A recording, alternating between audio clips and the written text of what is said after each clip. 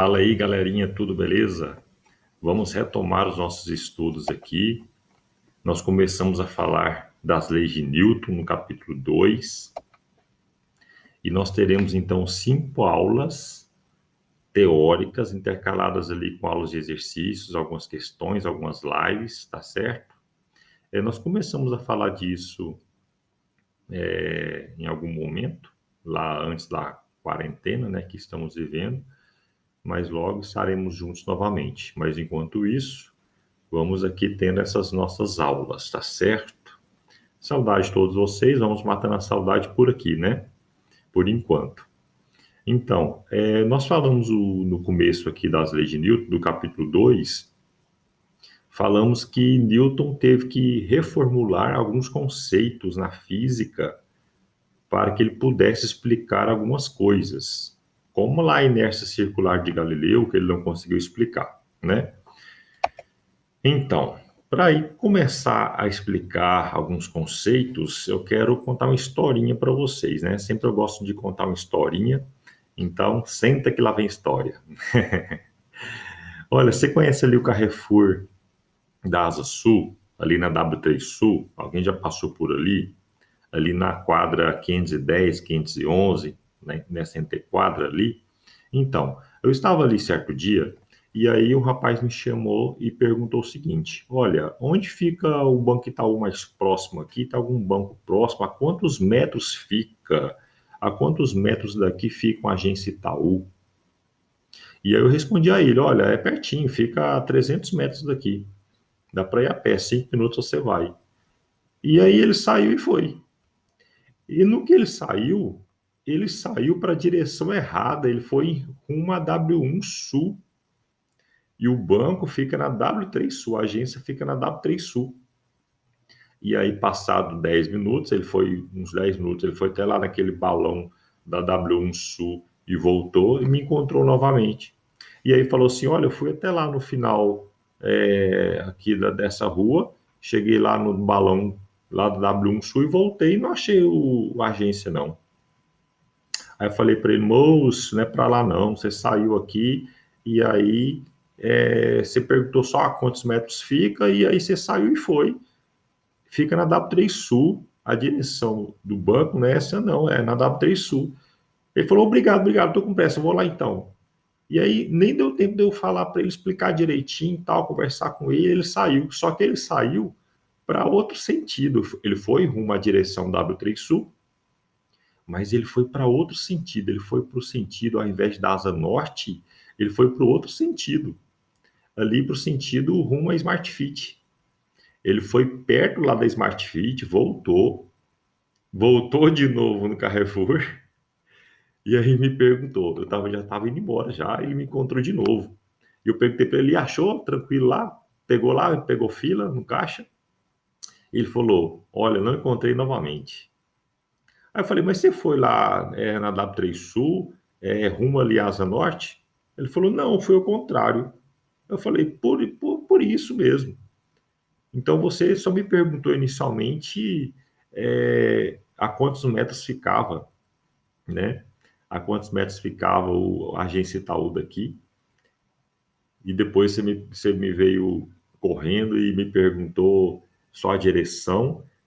E aí, veja, nesse exemplo que eu estou falando, parece até um tanto assim simplório e bobo, mas é importante você falar, além da distância para dar essa informação, você também falar de direção e de sentido.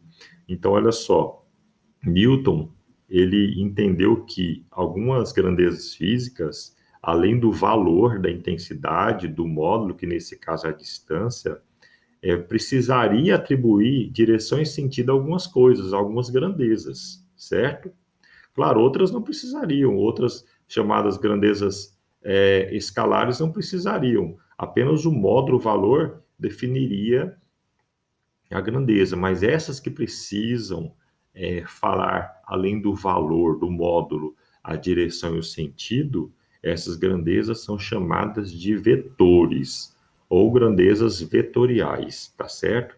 Então, para esse exemplo, o deslocamento é uma grandeza vetorial. passa a ser uma grandeza vetorial, tá? Assim como velocidade, como aceleração. Se você sai acelerando para um lado ou para outro, é diferente, você vai chegar a lugares diferentes. Ou se a sua velocidade é 100 km por hora, mas é 100 km por hora para onde? Você quer sair para alguma cidade, você está na rodovia, e aí você quer, por exemplo, ir para Nápoles. Você está aqui em Brasília e quer ir para Nápoles. E aí, se você sair para um lado ou se você sair para o outro lado, é diferente. Então, deslocamento precisa de direção, precisa de sentido, assim como velocidade, aceleração, tá? Então, uma grandeza vetorial como é o deslocamento, ele necessita de três características.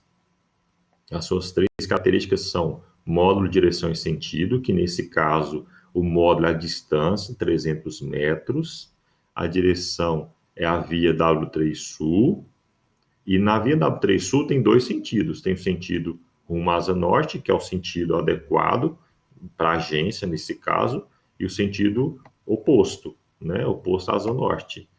E força também é uma grandeza vetorial. Note só, se essa pessoa aqui coloca uma força sobre a caixa, uma força, sei lá, uma força X, certo? O mesmo valor sempre X. Ele pode puxar a caixa, ele pode empurrar a caixa de várias maneiras, pode levantar, pode segurar, enfim, pode exercer diversas forças na caixa. E cada situação aqui é diferente. Embora a força tenha o mesmo valor, mas a direção e o sentido aplicado dessa força é diferente. Portanto, força é uma grandeza vetorial, tá certo? Esse outro exemplo aqui que temos é o seguinte: esse relógio marca 12h30, não é? Quando acaba nossas aulas aí, o sexto horário, né? O sexto horário acaba às 12h30 para a esquerda, não é? Tá marcando 12h30 para a esquerda. Aliás, não, desculpa, é para cima, né? Para cima. Não, para baixo. Como assim, professor? What? Como assim? Não faz sentido, né? Falar para direita, para cima, para baixo, o horário. Então, o que acontece? Apenas o valor, 12h30. Pronto, você entendeu. Que horas são? 12h30.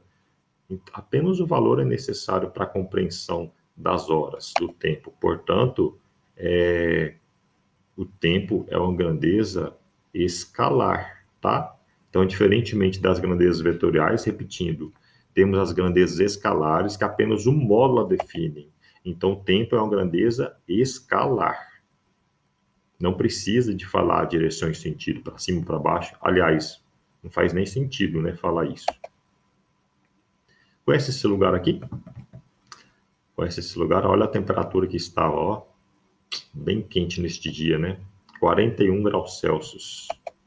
É o Parque da Cidade. É bom lá caminhar no Parque da Cidade, né? Logo a gente vai estar lá caminhando no Parque da Cidade novamente, andando de patins de skate. Eu tenho um patins aí, já levei uns tombos já, mas vou voltar a aprender novamente. Olha, nesse dia então estava marcando 41 graus Celsius para a direita, aliás, para cima. Já viu que não faz sentido, né? Falar para a direita, para cima.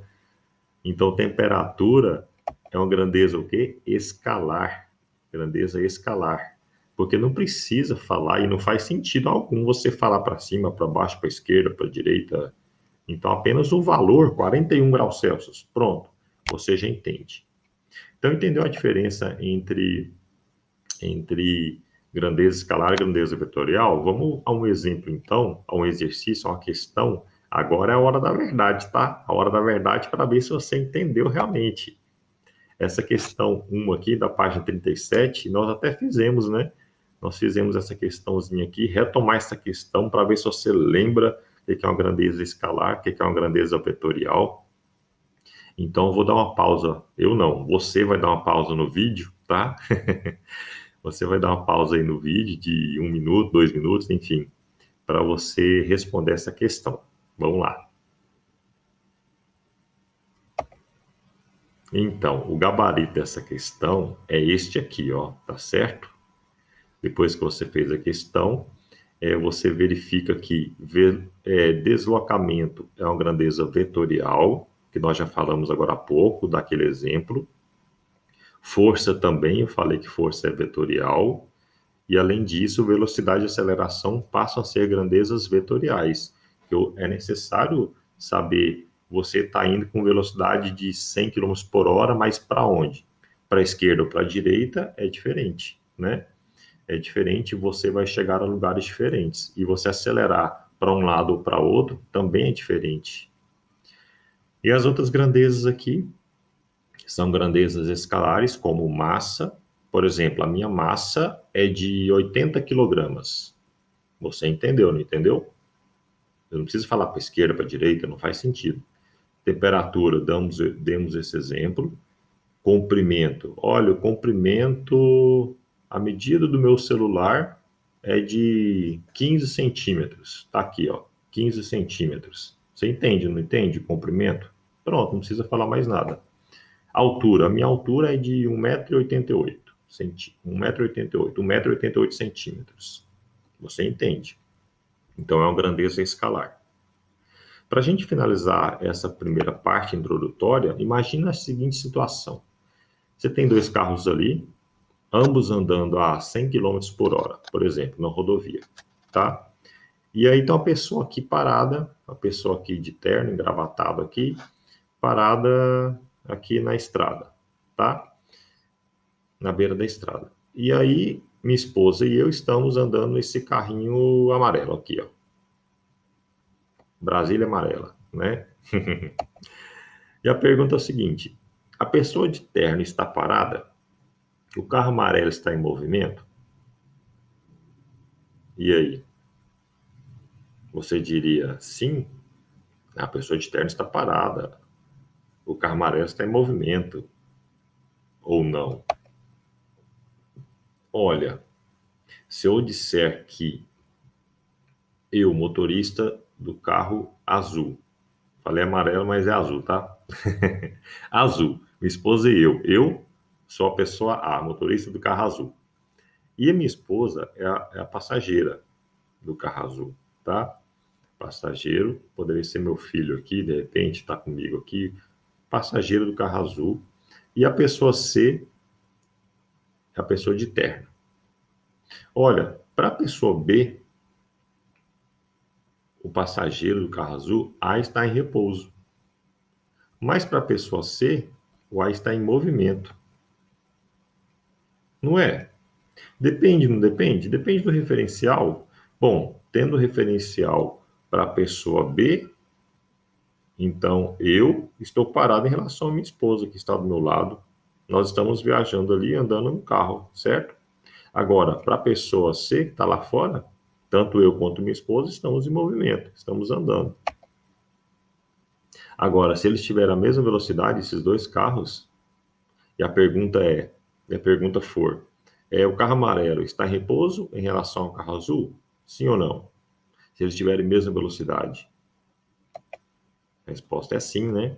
Se eles tiverem a mesma velocidade, então quer dizer que este aqui, ó, não está se distanciando desse outro. Então, embora este, em relação ao solo, à terra, tenha 100 km por hora, o amarelo, e o azul também 100 km por hora, então eles não estão se distanciando um em relação ao outro. Então, o que acontece? A velocidade relativa deles é zero, sempre é zero, não é? Então, um em relação ao outro é como se estivesse parado. Eles não estão nem se aproximando, nem se afastando. Então, o movimento repouso é relativo, tá bom? Então, tudo isso depende do referencial adotado. Dependendo do referencial, algo pode estar em movimento ou algo pode estar em repouso. Olha, nós vamos ter algumas questões de verificação para ver se você realmente compreendeu a aula. Você pode retomar essa aula novamente. Eu vou disponibilizar os slides. Você pode ir no seu tempo para você lembrar, né, do que foi tratado em cada aula, nessa aula especificamente, passando os slides, ou então assistir o vídeo novamente, essa videoaula que eu fiz, tá? E aí teremos algumas questões para verificação, para ver se você realmente está compreendendo. Vamos ter um momento para tirar dúvidas, tá certo? Mas por hoje é só, tá legal? Depois nós vamos, na próxima aula, nós vamos começar as leis de Newton, efetivamente. Vamos começar pela segunda lei de Newton. Porque você entender a segunda lei de Newton, a primeira lei de Newton é tranquila, é continuação, é decorrência, tá? Então fica tranquilo, tá bom? Um abraço, até mais.